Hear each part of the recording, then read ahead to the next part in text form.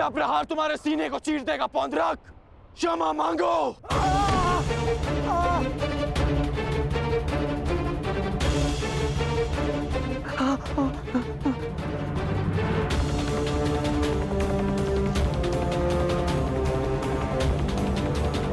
अब बोलो, क्या कह रहे थे तुम? कौन हो तुम? मैं ही हूं वास्तविक वासुदेव। पौंड्रक वासुदेव मैं ही हूं। पाखंडी! नहीं गण, मित्र नहीं, नहीं मित्र। रुक जाओ अंगराज।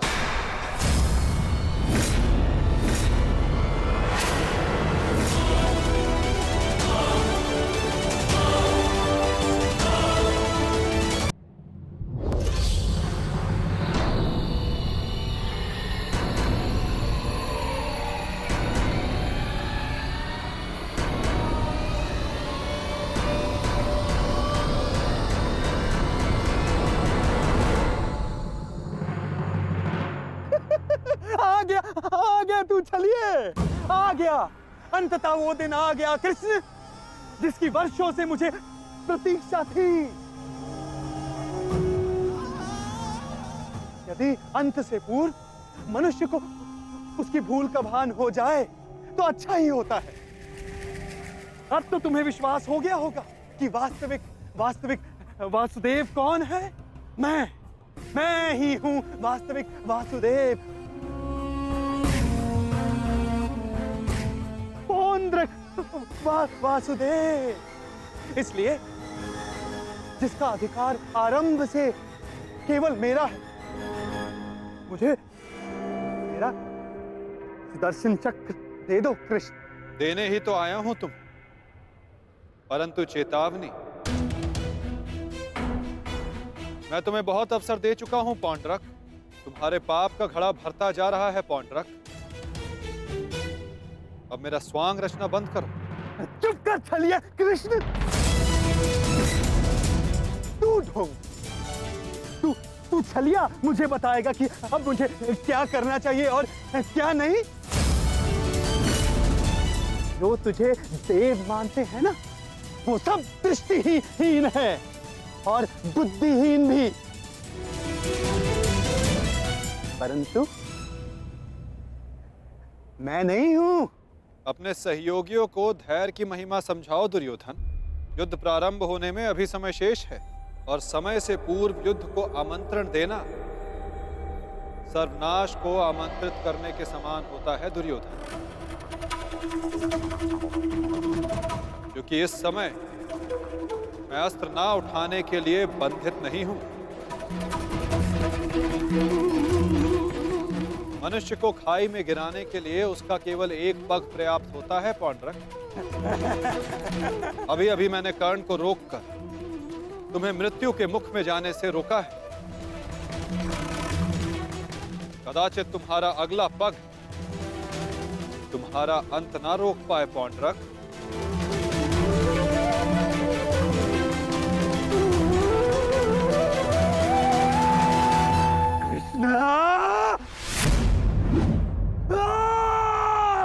बंद कर ये भाषण छलिए।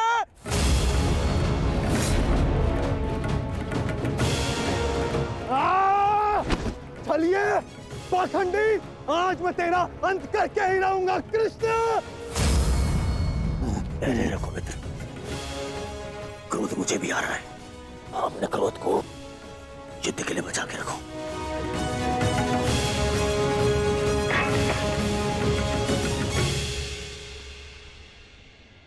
ठीक कहा वासुदेव, युद्ध होगा, परंतु उचित समय पर और उचित स्थान पर। उस महायुद्ध के प्रथम दिवस पर मैं आपको उत्तर अवश्य दूंगा।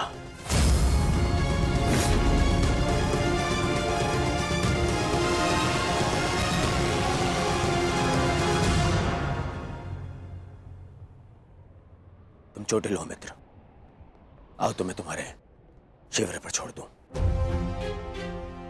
आओ।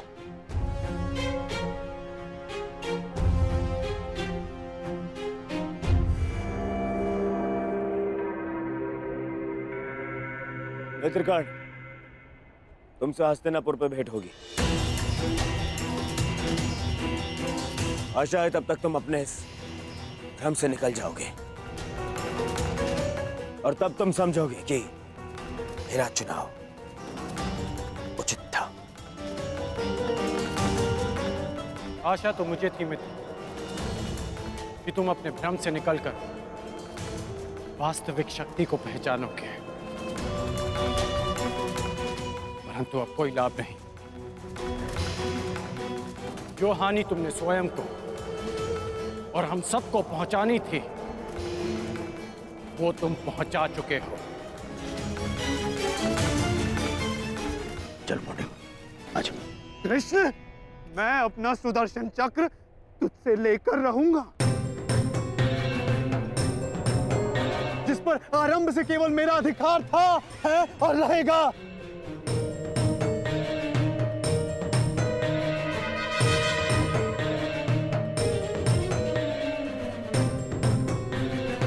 चलो सारथी।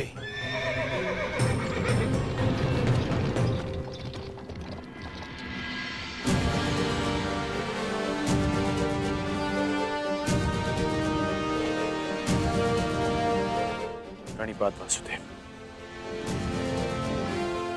आज्ञा थे। इतनी भी क्या शीघ्रता मित्र?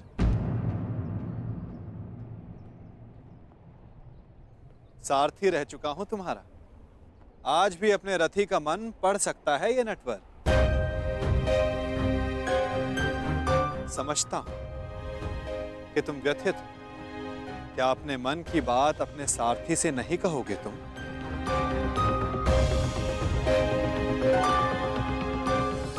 अपने रथी का मन आप पढ़ सकते हैं ना, तो पढ़ लीजिए। इसीलिए कहता हूं मित्र, तुम्हें प्रसन्न होना चाहिए। दुर्योधन ने उचित चुनाव किया, उसे शक्ति चाहिए थी, उसे मिल गई। नारायणी सेना अब उसके आदेश के अधीन होगी। नारायणी सेना में नारायण ही ना हो तो वो कैसी नारायणी सेना केशव?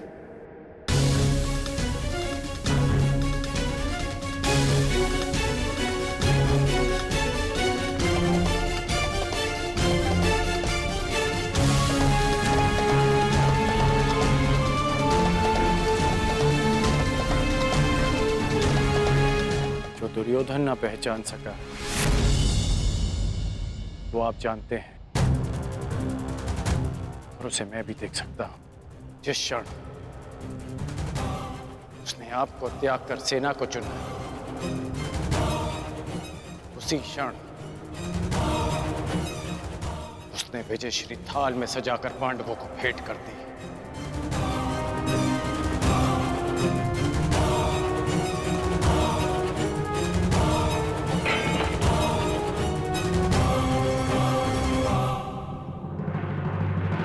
ऐसा क्यों लगता है मित्र? नारायणी सेना दुर्योधन के अधीन होने से उसकी शक्ति में वृद्धि अवश्य हुई है। तुम्हें नहीं लगता कि अर्जुन ने भूल की?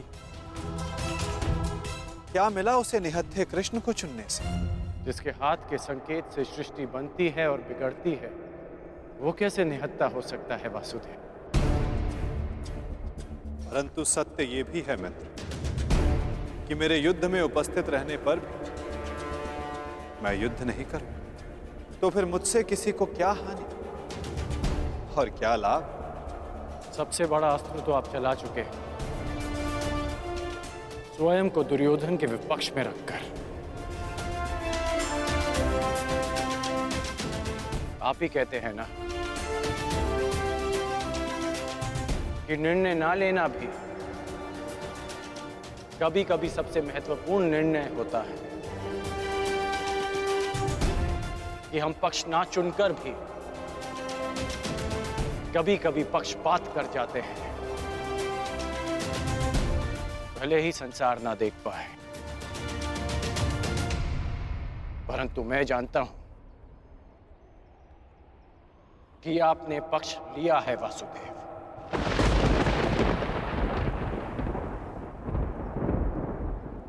नहीं मित्र, मैं किसी का पक्ष नहीं लेता। ना किसी को चुनता हूं, लोग मुझे चुनते हैं या छोड़ते हैं। मानता हूं कि आपने किसी को नहीं चुना, परंतु आपने दुर्योधन को बाध्य किया कि वो आपको ना चुने। आपने ऐसी परिस्थितियां उत्पन्न की कि वो ही आपको चुने जिसे आप चुनना चाहते हैं।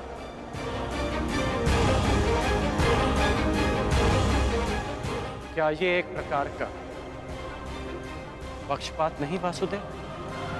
तुम्हारी यही प्रवृत्ति मुझे भाती है मित्र, और तुम्हें सबसे भिन्न बनाती। तुम बुद्धिमान हो और स्पष्टवादी भी।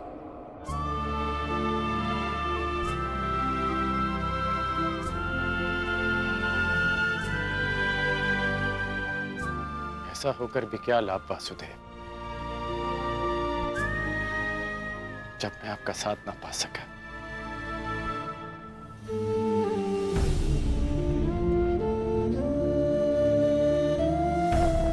कितने वर्ष हो गए हमारी भेंट को, जब से हम मिले हैं हमारे पक्ष सदा भिन्न थे, परंतु हमारी सोच एक थी वासुदेव। फिर आपने ऐसा क्यों किया? मैंने ऐसा क्या किया मित्र?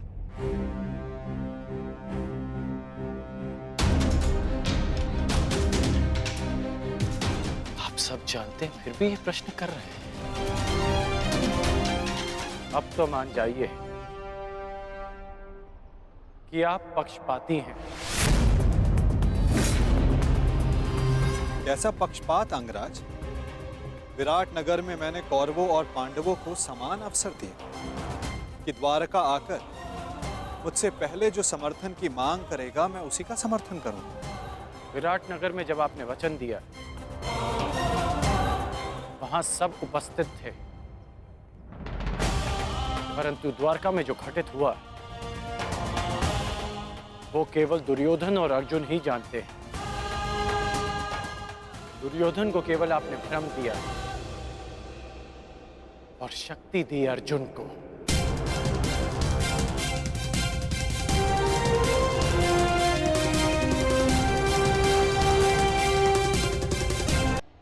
द्वारका में जो घटित हुआ वो केवल दुर्योधन और अर्जुन ही जानते हैं। दुर्योधन को केवल आपने भ्रम दिया और शक्ति दी अर्जुन को। नारायणी सेना को चुनना दुर्योधन का चुनाव था मित्र। मैंने तो उसे केवल विकल्प दिए। अब दुर्योधन ने क्या चुना ये तो उसका निर्णय। इसमें मैं क्या कर सकता था? आप जो कर सकते थे आपने किया माधव, और उसका परिणाम वही हुआ जो आप चाहते थे। यदि आप पक्षपाती नहीं होते तो अर्जुन को देखते ही आप उससे पूछते कि वो युधिष्ठिर के स्थान पर वहां क्या कर रहा है, परंतु आपने ऐसा नहीं किया। यदि तुम दुर्योधन के चुनाव पर निराश हो, तो खेल मैंने नहीं, उसके दम, उसके लालच, उसके अहंकार ने खेला है मित्र। आप भी भली भांति जानते हैं कि दुर्योधन युधिष्ठिर से कहीं अधिक सक्षम शासक है। इस समय भारत को शासक की नहीं, धर्म की आवश्यकता है, धर्मराज की आवश्यकता है मित्र। फिर भी मैंने तुम्हारे तथाकथित सक्षम शासक को विकल्प दिए मित्र, जो विकल्प चुनने में ही चूक गया। वो कैसा सक्षम शासक मित्र? और मेरे विकल्प का क्या? आपने मुझे विकल्प क्यों नहीं दिया? कौरवों और पांडवों के मध्य आपने मुझे क्यों छोड़ दिया? क्या आपकी दृष्टि में मेरा कोई महत्व नहीं केशव? मैंने तो सदैव तुम्हें विकल्प दिए मित्र। अब तुमने ही मुझे नहीं चुना, तो उसके लिए तुम स्वयं उत्तरदायी। मैंने तो वर्षों पहले तुम्हारा सारथी बनना स्वीकार किया था मित्र। परंतु तुमने ही अलग मार्ग चुना। मैं तुम्हें सदा धर्म के लिए लड़ते देखना चाहता था, परंतु तुमने सदैव दुर्योधन के छल का साथ दिया। परंतु अब भी कुछ नहीं बिगड़ा। तुम्हारे लिए अब भी अवसर शेष है मित्र। तुम मनुष्य श्रेष्ठ हो, परंतु अनुचित स्थान पर। उचित स्थान का चुनाव करो मित्र। ये विकल्प नहीं है माधव, और यदि आप इसी को विकल्प कहते हैं तो आप ऐसा विकल्प मुझे अनेक बार दे चुके हैं, और मैंने सदा आपसे कहा कि ऐसा संभव नहीं है। मुझे इस बात का खेद रहेगा कि आप मेरे साथ नहीं होंगे, परंतु ये खेद मैं अपने मित्र को नहीं होने दूंगा, जिस मित्र ने मुझ पर विश्वास किया। आप अपना धर्म निभाइए और मैं अपना ऋण चुकाऊंगा वासुदेव।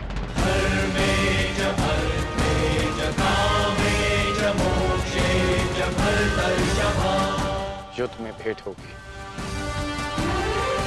प्रणिपात वासुदेव।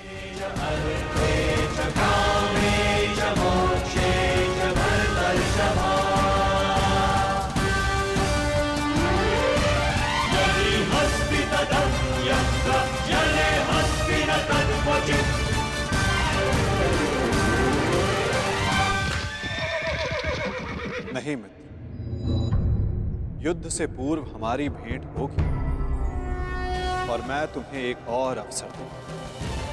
तुम्हें आभास कराऊंगा कि जितना सम्मान तुम्हें चाहिए उससे कहीं अधिक सम्मान के योग्य हो तुम। अगली भेंट में तुम्हारी वास्तविकता से भेंट करवाऊंगा मित्र। तुम्हें ज्ञात होगा कि तुम वास्तव में कौन हो। आशा है कि उस दिन तुम उचित विकल्प चुनोगे मित्र।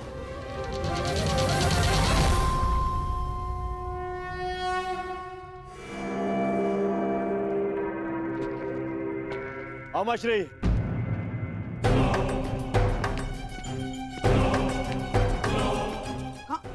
कहाँ थे तुम? मैं कब से तुम्हारी प्रतीक्षा कर रहा हूँ। बताओ क्या हुआ द्वारका में?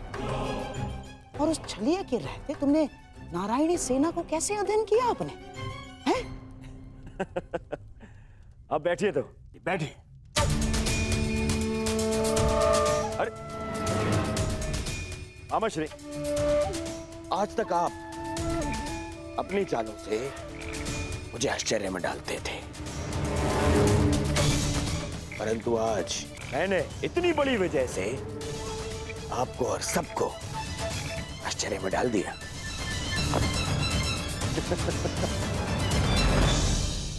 सब इतने प्रसन्न है मेरे इस निर्णय से, सिवाय मेरे मित्र कर्ण के। समझ में नहीं आता उसे अभी भी ऐसा क्यों लगता है कि मुझे सेना को छोड़ के उसने हत्या कृष्ण को चुनना चाहिए था।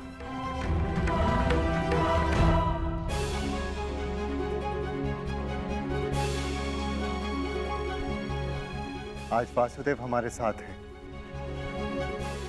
तो इसका सारा श्रेय पांचाली को जाता है। यदि तुमने अर्जुन को ना भेजा होता तो कदाचित ये संभव ना होता।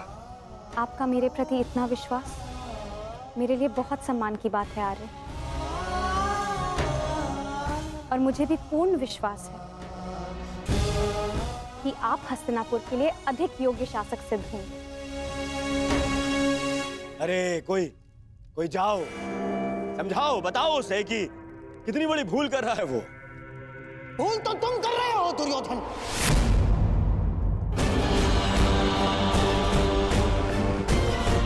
आज पहली बार मैं कर्ण से सहमत हूं।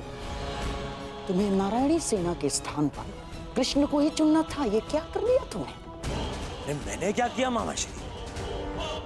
उस कृष्ण ने वहां वचन दिया कि वो युद्ध में अस्त्र नहीं उठाएगा, तो फिर मैं नारायणी सेना को छोड़कर उस निहत्थे कृष्ण को चुनकर क्या कर लेता? अब हमारे विरुद्ध पूरी नारायणी सेना होगी, जो हर प्रकार की व्यूह रचना में निपुण है। हमें अपने सैनिकों को श्रेष्ठ प्रशिक्षण देना होगा। जब तक माधव हमारे साथ है नकुल, हमें किसी बात की चिंता करने की कोई आवश्यकता नहीं। यदि आज वो हमारे पक्ष में होता तो पांडवों के लिए नहीं, आज वो हमारे लिए रणनीति बनाता, हमारे लिए। उसका वास्तविक अस्त्र तो उसकी नीति ही है। वो कृष्ण कोई साधारण मनुष्य नहीं है ना। अरे महामायावी है वो, महामायावी। वो समय को अपने मुताबिक चलाना जानता है, और इतना ही नहीं, वो अपने पक्ष के अनुसार परिस्थितियां भी बदल देता है। समझ गए? इसीलिए हम आरंभ से चाहते थे कि पांडवों से कैसे अलग कर दिया जाए उस छलिए को, परंतु तुमने इतना बड़ा अवसर गवा दिया। क्या किया ये है? क्या कर दिया ये तुमने? अरे समझ में नहीं आता है मुझे, क्यों सब उस कृष्ण से इतना भयभीत हैं? क्यों? कुछ नहीं बिगाड़ पाएगा वो।